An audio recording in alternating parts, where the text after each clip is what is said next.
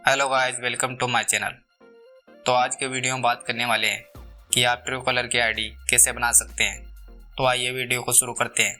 अगर चैनल पर नए हो तो चैनल को सब्सक्राइब कर लीजिए और बेल आइकन नोटिफिकेशन को ऑल पे क्लिक कर लीजिए। तो चलिए वीडियो को शुरू करते हैं।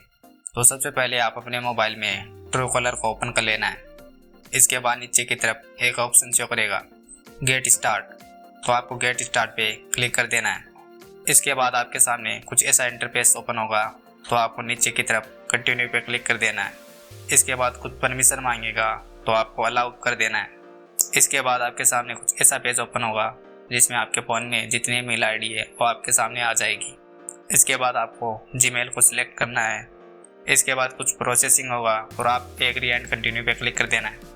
इसके बाद कुछ ऐसा इंटरफेस दिखाई देगा जिसमें आपको ऊपर की तरफ नंबर दिखेगा और कॉल आएगा।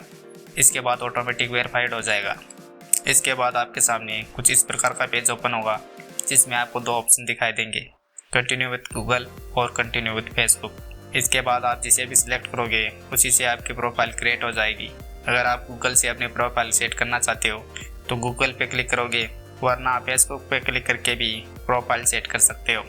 तो मुझे गूगल वाला प्रोफाइल लगाना है तो मैं गूगल पे क्लिक कर लेता हूँ। गूगल पे क्लिक करने के बाद कुछ लोडिंग लेगा और ट्रू कॉलर ओपन होगा। इसके बाद बैकअप नाउ का पेज ओपन होगा।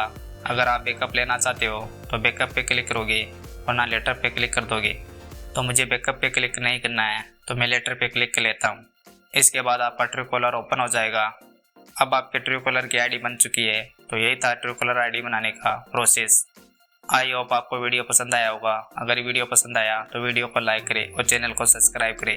तो मिलते हैं अगली नेक्स्ट वीडियो में किसी नए टॉपिक के साथ।